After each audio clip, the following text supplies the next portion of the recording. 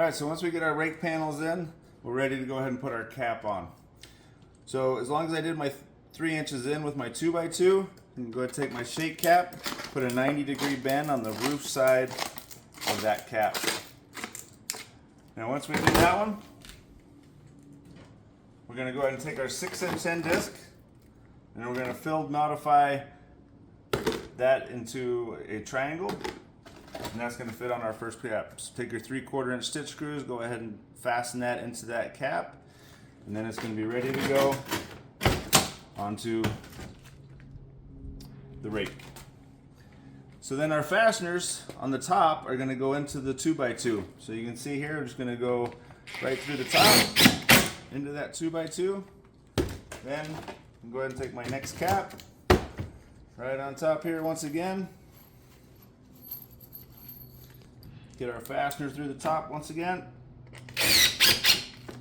And then go ahead and take the rest of my caps and fasten those as we're going up the rake. Now on the fascia board, each cap is going to need a fastener as well. Just like so.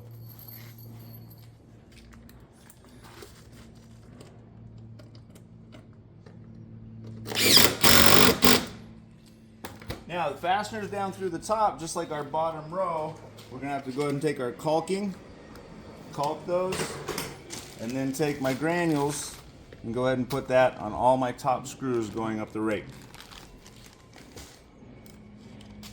So when the rake comes to a ridge intersection, we're going to go ahead and take our regular caps and we'll mark these accordingly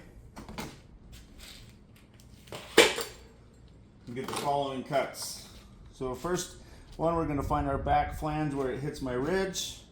Go ahead and extend this past. It's going to fit just like so.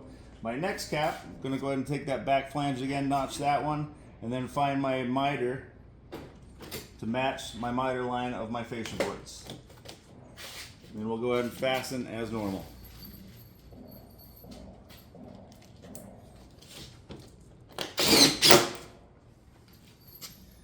Getting fasteners in the top. And also on the fascia board.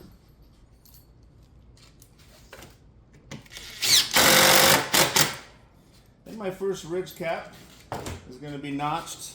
Once again, we'll find where that cap comes, notch that one, and you can see that'll fit right over the top, lining up with my miter.